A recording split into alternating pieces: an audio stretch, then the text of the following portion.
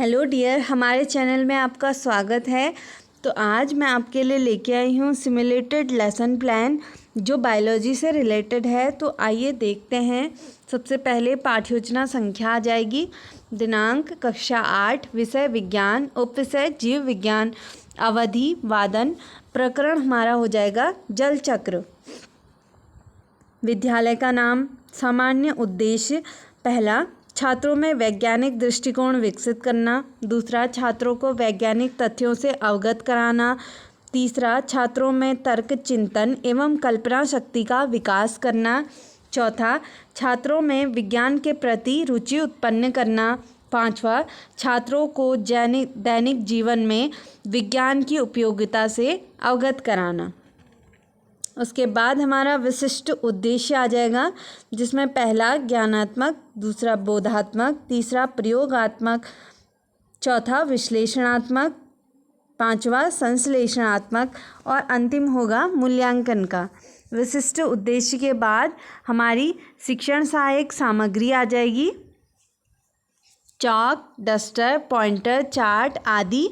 पूर्व ज्ञान, छात्र छात्राएं जल चक्र से संबंधित सामान्य जानकारी रखते हैं। उसके बाद हमारे प्रस्तावना प्रश्न आ जाएंगे। तो प्रस्तावना प्रश्न पूर्व ज्ञान पर आधारित होने चाहिए, कम से कम इनकी संख्या 5 होनी चाहिए और ये जिगजैग फॉर्म में होने चाहिए। तो पहला प्रश्न, जल हमारे किस किस काम आता है? तो बच्चे उत्तर करेंगे पीने, नहाने आदि। दूसरा प्रश्न, पीने नहाने के लिए जल कहाँ से प्राप्त होता है? तो बच्चे उत्तर करेंगे नदियों, तालाबों, झरनों से। तीसरा, नदियों, तालाबों व झरनों में पानी कहाँ से आता है? तो बच्चे उत्तर करेंगे वर्षा से। चौथा प्रश्न, वर्षा कैसे होती है? फिर उत्तर मिलेगा हमें बादलों से। पांचवा और अंतिम प्रश्न हम बच्चों से करेंगे, बादलों में पानी कहाँ से आता है? तो इसका उत्तर अस्पष्ट रहेगा। यह बच्चों के लिए एक समस्या उत्पन्न करेगा, यानी कि ये एक समस्यात्मक प्रश्न हो जाएगा। उसके बाद हमारा उद्देश्य कथन आ जाएगा। बच्चों, आज हम जल चक्र का विस्तार पूर्वक अध्ययन करेंगे। उसके बाद हमारी प्रस्तुतिकरण आ जाएगी, जिसकी टेबल इस प्रकार से बनेगी। आप देख सकते हैं पूरी टेबल। क्योंकि इस हमारा सिमुलेटेड लेसन प्लान है, तो इसमें केवल एक ही शिक्षण बिंदु शामिल है। शिक्षण बिंदु में आ जाएगा जल चक्र, व्यवहारगत प्राप्त उद्देश्य, छात्राध्यापिका क्रिया, छात्र छात्रा क्रिया, शिक्षण विधि, शिक्षण सहायक सामग्री, शामपट कार्य और अंतिम कॉलम होगा मूल्यांकन का। तो सबसे पहले हम विकासात्मक प्रश्न करेंगे। जल के स्रोत बताइए। तो बच्चे उत्तर करेंगे नदी, नलकूप, झरने, तालाब आदि। दूसरा प्रश्न, वाष्पीकरण से आप क्या समझते हैं? तो इसका उत्तर अस्पष्ट रहेगा, प्रश्नोत्तर विधि का प्रयोग होगा। उसके बाद हमारा स्पष्टीकरण शुरू होगा। जल चक्र को अंग्रेजी में हाइड्रोलॉजिक साइकिल या वाटर साइकिल कहते हैं, कहा जाता है। जब धरती पर समुद्र या नदियों का जल वाष्पीकृत होकर बादलों का रूप ले लेता है, जिसे संघनन कहते हैं, तथा वर्षा के रूप में पुनः समुद्र व नदियों या धरती में गिरती है, तो यह संपूर्ण प्रक्रिया जल चक्र कहलाती है। जल चक्र की प्रक्रिया के प्रमुख 3 चरण होते हैं। पहला, जल वाष्पीकरण।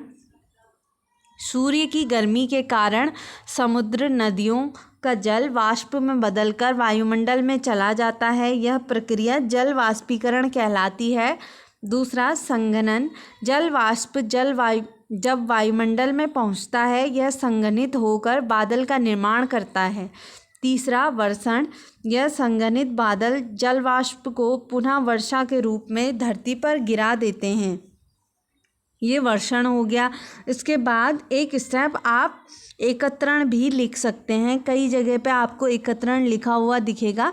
उसमें ये होता है कि मतलब जितनी भी वर्षा के अलग अलग रूप में वर्षा अलग अलग जगह हुई है, उन सब का एक जगह पे इकट्ठा होना एकत्रण कहलाता है।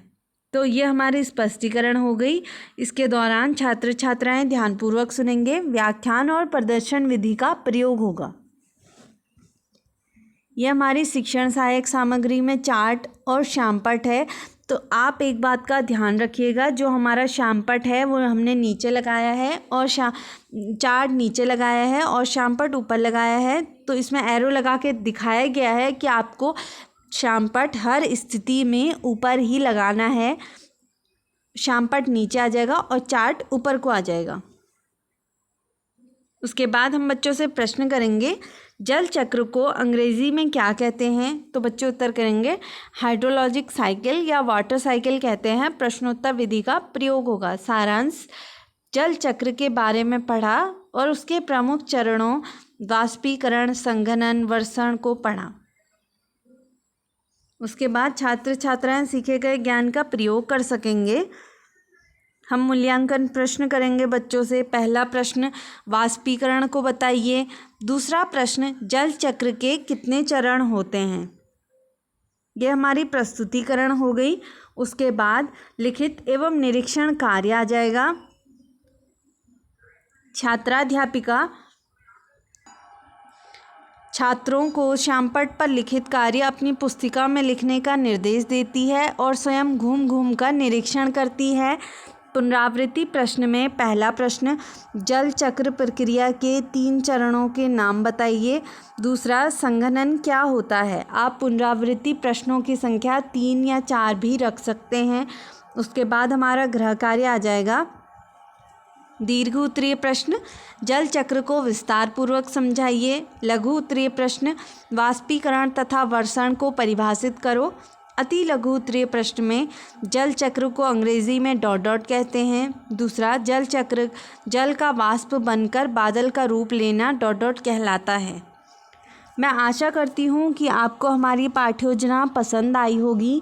अगर आपको हमारी वीडियो पसंद आई है तो प्लीज़ इसे ज़्यादा से ज़्यादा लाइक कीजिए, अपने दोस्तों के साथ शेयर कीजिए और हमारे चैनल को सब्सक्राइब कीजिए। Thank you.